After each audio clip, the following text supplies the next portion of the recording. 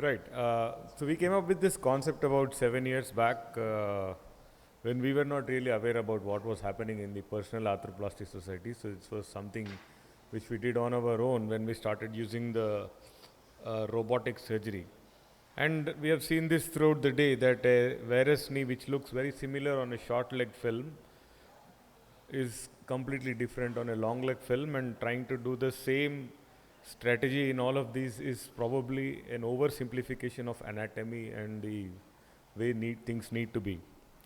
And we need to be aware, as Anu pointed out, about the not only the coronal plane but also the sagittal and rotational planes. And this is what prompted us to start this particular strategy, where we had a surface mapping of the anatomy through image-free robotics, and we started with a sagittal start point. And we created a combined sagittal and a combined rotational safe zone, and then went on to the coronal plane to balance the knee. So that was the concept of extended restricted kinematic alignment. But a sacrosanct, as we already talked about since morning, is that the femur remains constant. So we don't want to change the femur, because the three axes of femoral rotation should not be changed. That the femorotibial flexion extension, femorotibial rotation, and the patellofemoral is sacrosanct, and this must be respected.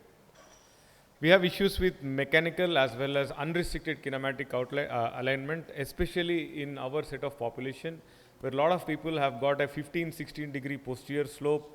I see a lot of people have got 10 to 12 degrees MPTA, which probably may be a challenge to replicate, and the kinematic alignment studies have shown that maybe up to 10 degrees is probably safe, but I'm really not sure in this sort of anatomy. And this, we keep coming back to this particular slide. And again, I must give a disclaimer that we do not have answer to lateral meniscal function as well as ACL function. Maybe unrestricted kinematic alignment using a bicruciate retaining knee replacement probably is something which we must seriously look at, replicating independent slopes on both medial and lateral compartments. Now we know about the CPAC, but nobody talks about sagittal plane alignment of the knee and rotational plane alignment of the knee. And what is the importance of sagittal restoration? Modifying sagittal anatomy disrupts knee kinematics and natural soft tissue tension. Restoration of sagittal femoral position, anterior and posterior offset and tibial slope are critical but often neglected. Why anterior slope is important? You see, patients are unable to get up from sitting position, a lot of them, because the quadriceps vector is not adequately restored. And this is because the anterior offset is often not respected. And we have always been taught to cut flush with the anterior cortex, irrespective of what we are replacing. I think time has come to check how much we replace on the anterior compartment as well. Restoring the native posterior tibial slope and moderate femoral flexion up to 5 degrees correlates with superior patient reported outcome measures in literature. So when we look at the literature again, range of femoral flexion from 0 to 8.5 degrees has been reported, but whether we do a fixed 3 degree flexion or we have to personalize the femoral flexion is something which again research will let us know in the future. And this study out of Australia looked at 4,116 CT scan and found that nearly 50% of the knees have different posterior slopes on medial and lateral sides, and a single tibial slope, even a well-chosen one, will not reproduce native anatomy in nearly half of the patients. So this is again important to understand. And when they also looked at the trochlear anatomy, it varied between -15 to +23. So there is a wide variation in trochlear anatomy. So if we again say that we are just cutting the posterior condylar axis 8 mm from each side, a lot of the times the trochlear anatomy is not replicated. And not surprisingly, we will have problems with the patellofemoral joint. We will have problems with anterior knee pain when this trochlear anatomy is not restored. And now we have the implants with 20 degrees trochlear angle, which probably more easily will replicate both the outliers of the trochlear anatomy as well. So we need to think beyond the coronal plane, and that is where the concept of the extended restricted kinematic alignment comes in and the benefits of that. So this is based on surface mapping. It can also be used with image-based robotics like Mako. We have to measure the preoperative lateral distal femoral angle, MPTA, and posterior tibial slopes. So these are the three important measures which we need to have. And the step one is a sagittal start point for balancing. So you restore the femoral sagittal position by shape matching the femoral component which closely fits the sagittal as well as the rotational alignment of the mapped femur. We restore the native tibial slope within a combined sagittal angle. That is, a combination of femoral flexion and tibial slope must not be more than 10 degrees. So you can be between 0 and 10 degrees. Suppose you are giving 7 degrees slope, the femoral flexion should not be more than 3 degrees. That is the implant tolerance limit. So the implant is planned based on this model where we are restoring anterior offset, we restore the posterior offset, we use narrow components where required so that this is accomplished, and you restore the trochlear anatomy to as closely as possible, erring on the side of slight external rotation, not on the side of internal rotation, especially when you are using an implant which has got a 6 degrees trochlear angle, because that will cause problems with the patellofemoral joint. But if you have a 10 degree trochlear angle or a single radius femoral component, then you can shape match the native trochlea. Now the LDFA and MPT are adjusted in the step 2 in the direction of native obliquity within set boundaries. So we used 5 degrees of varus to 3 degrees valgus for MPTA, 5 degree valgus to 3 degree varus for LDFA, and overall alignment of 4 degree varus to 3 degree valgus was accepted in this particular study. The idea was to restore the lateral joint lateral joint line of the femur, and tibial resection was adjusted based on the laxity or tightness. So we found 3 situations where the tibia we could resect exactly equal to the amount of the implant thickness, where we had to reduce the amount of tibial thickness, or in some cases with tight knees we have to increase the tibial thickness to balance the knee.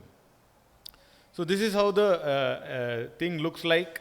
We are trying to get the distal lateral joint line of the femur restored, resecting equal amount to the thickness of the implant we are putting in.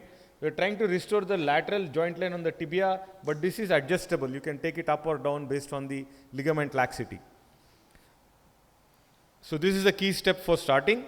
And we also looked at grading of the medial gap tightness with this particular thing, and we found that in a lot of the patients, the medial tightness spontaneously corrected by just making adjustments to the bone. And we also found that up to 4 millimeters of medial tightness spontaneously corrected at the end of the surgery. So if you are using robotics, it is probably not a good idea to achieve complete pre-resection balancing. So you should not get 0, 0 on the screen. That will make you put a 11 or a 13 millimeter poly instead of a 9. So you aim for balancing of the lateral compartment and accept 3 to 4 millimeters tightness on the medial compartment, but make adjustments so that the extension and flexion tightness are equal to each other. Therefore, if you have to do some release, then that release becomes easy. So 0 to 4 mm will spontaneously balance, 4 to 7 mm we require moderate releases, and more than 7 mm will require extensive soft tissue releases, and this we have published. So the soft tissue balancing in varus knee, about 80% of them don't need any soft tissue release. 15 to 20% of the patients will require moderate releases, maybe 3 to 5% will require severe releases. Finally, we do rotational adjustment between 0 and 5 degrees if required. So we look at a case example. So this is a LDFA of 88 degrees, MPTA of 11, and a slope of 11 degrees. So the plan, retain the LDFA native. MPTA you reduce to 5 degrees to come within the restricted kinematic alignment boundaries. Overall alignment will be 3 degrees of varus. Give a slope of 7 degrees. The CR insert of a Smith & Nephew has got a 4 degree inbuilt slope. So the overall slope of 11 degrees also will be restored.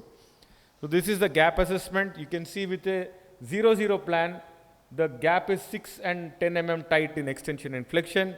By changing the femoral component to 2 degree valgus and the tibia to 5 degrees as planned, the gap has already corrected to 3 and 4 millimeters on both extension and flexion. So without doing anything to the soft tissue, the gaps have automatically corrected here, and the beauty is it is happening before we do anything.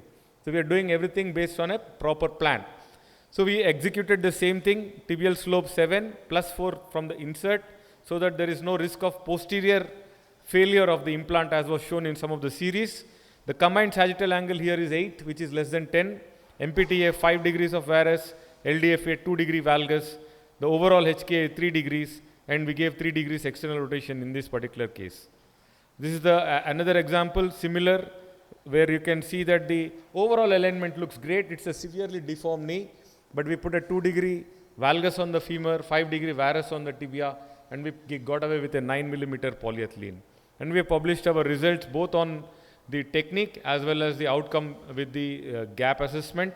And sagittal restoration reduces in soft tissue tightness with adjustment of implant position within boundaries, sagittal, coronal and rotational. This reduces the need for soft tissue releases in nearly 80% of the patients, with early return to function and better PRM as compared to mechanical alignment up to 6 months. Thank you.